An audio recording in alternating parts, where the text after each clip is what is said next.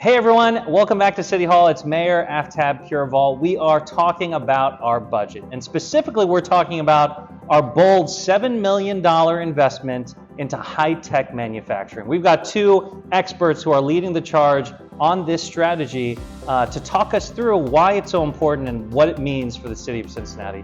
Laura, let's start with you. Please introduce yourself and tell us who you're representing. Thank you for having me here today. I'm Laura Brunner. I'm the president of the Port, and we fix broken real estate.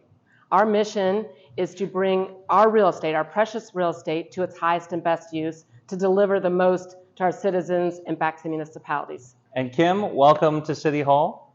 Thank you, Mayor. Great to be here today. Kimm Thank you. Lauterbach, President and CEO of REDI Cincinnati. That stands for the Regional Economic Development Initiative. Our sole focus is to grow jobs and capital investment right here in the region. Thank you both for being here. We really appreciate it. I'm so excited about this investment because we hear so often about high-tech manufacturing. Ohio used to be a leader in manufacturing. Why are so many people talking about high-tech manufacturing, and why are we poised to be a leader in this area? Well, that's a great question, and I'm really excited about the fact that everyone's talking about manufacturing. For 50 years, we've lost manufacturing here in Hamilton County. We've lost 100,000 manufacturing jobs in our county. And I think everyone was kind of resigned to the fact that manufacturing is going to happen in other countries where labor was cheaper and perhaps the materials themselves were cheaper. But we've been on a bandwagon laying the framework and doing prototype projects for a number of different years, really fighting back to say we need to make things again. That's really important. This is how our country built the middle class with these jobs. And so I have to say this is one positive benefit of COVID. The whole world is now paying attention to supply chain, and we realize that here in the United States, we need to make things locally so that we aren't held hostage by problems someplace else in the world. Thanks, Laura. The high-tech manufacturing is a buzzword right now, but so is Intel. They're making a historic investment just an hour and a half from here.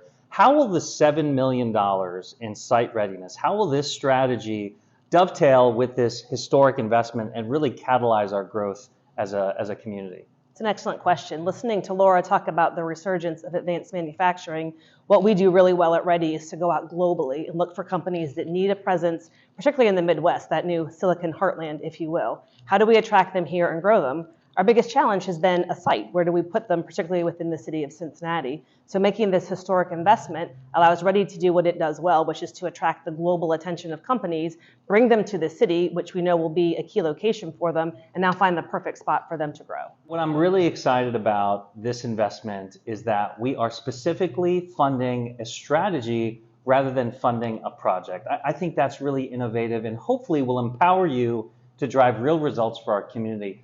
What does it mean for our community, this $7 million, for acreage, for jobs?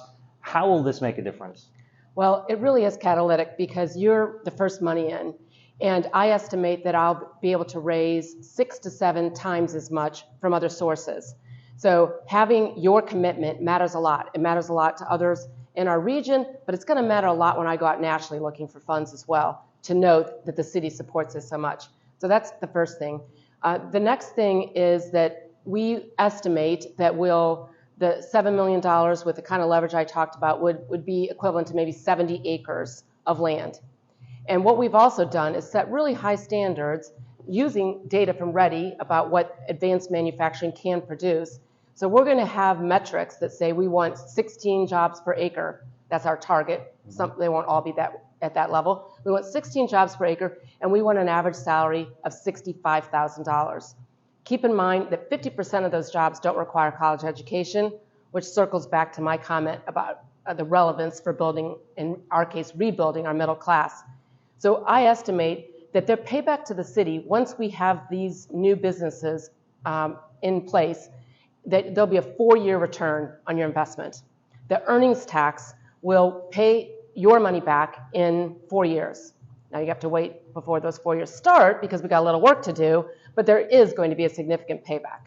Laura, that's incredible. Thank you so much for your time. Kim, thank you so much for being here as well. Thank you for partnering with the city on this collaboration, on this future thinking project. And all of you out there, again, we're going through this budget process. There are a few hearings where the public can show up and voice their opinion and their thoughts about our budget, but this investment is about the future. It's about growing our city. It's about an innovative, historic investment into our future. Come out to our budget hearings and have your voice heard. Thank you.